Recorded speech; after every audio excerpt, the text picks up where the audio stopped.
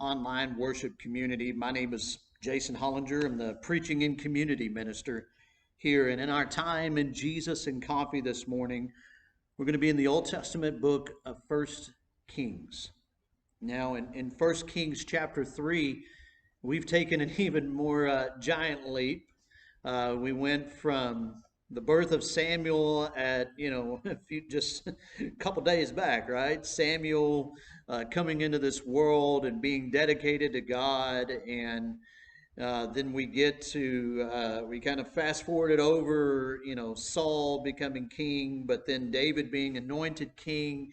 In the life of David and what God was doing through David, establishing his throne. Well, by the time we get to First Kings chapter 3, we now come to one of David's sons, Solomon. And, chapter 2 ends with, so the kingdom was established in the hand of Solomon. So we're going to read a little bit from chapter 3 and a fascinating story in chapter 3, just a crazy story, and one that's been referenced a lot actually in culture, in society, in many ways, and or not in many times.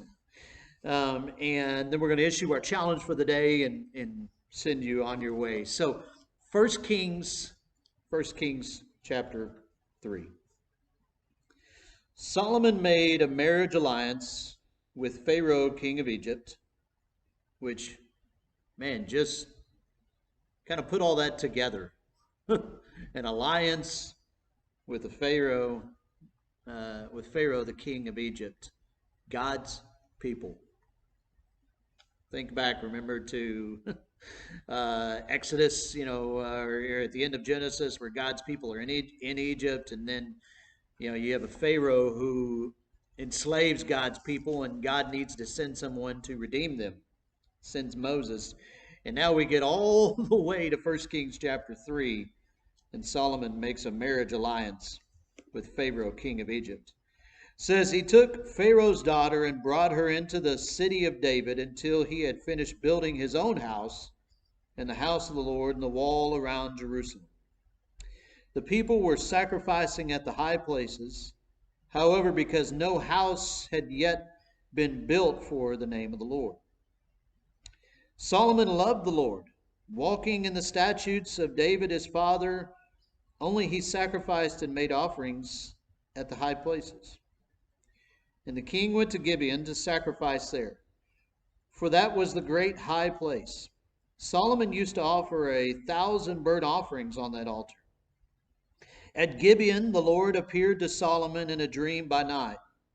And God said, ask what I shall give you, which is very interesting because remember in the time of Samuel, there was a season where the people had lost recognition of God speaking. But by the time we get here to Solomon, he recognizes God speaking.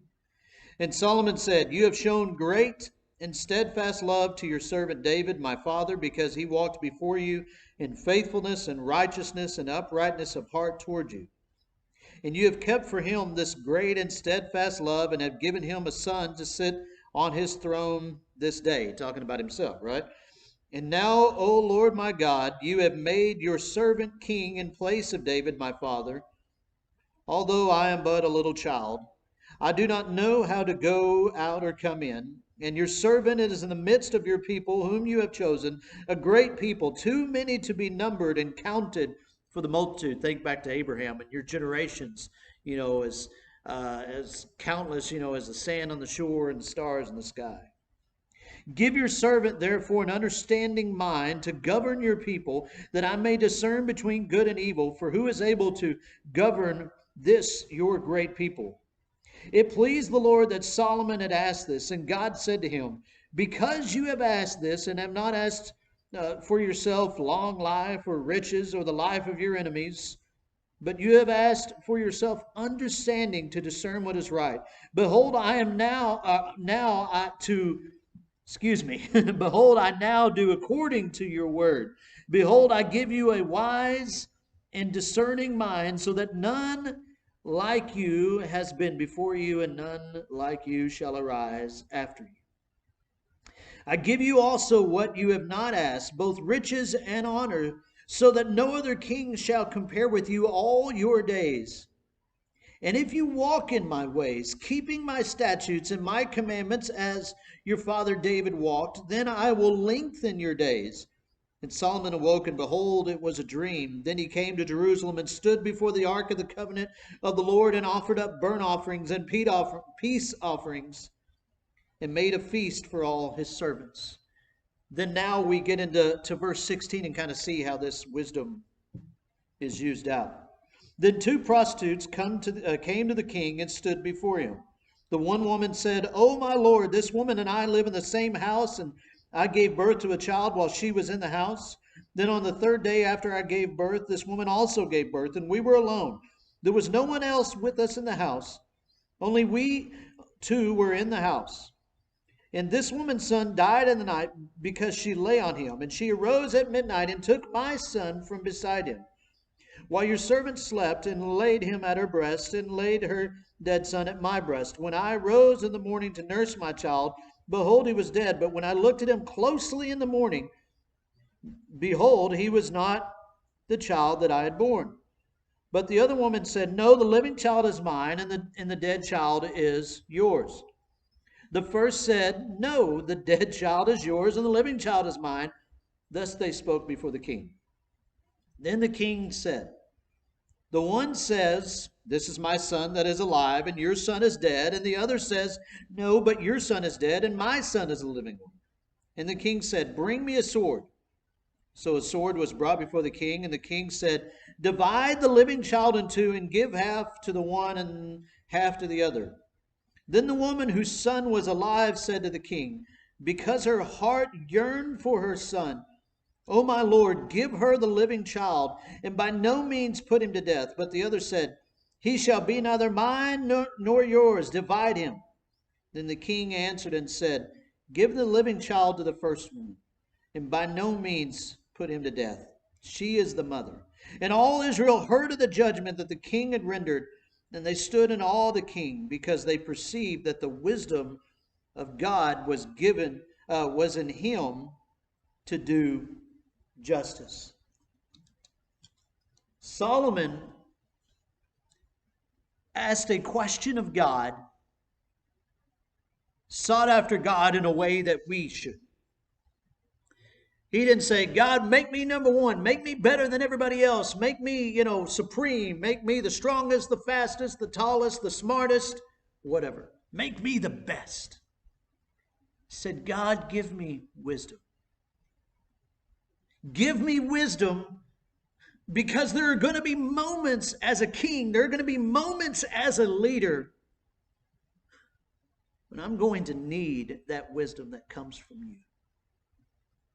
And you see, there's going to be moments in our lives where we're going to need the wisdom that comes from God. As a leader, as a disciple, as a parent, as a spouse, as a friend, as a teacher, as a business leader, as an employer, as an employee, fit it into every situation. My challenge to you today is seek out the wisdom and the guidance of God. Ask God to bless you with his wisdom, because you will find yourself in a moment.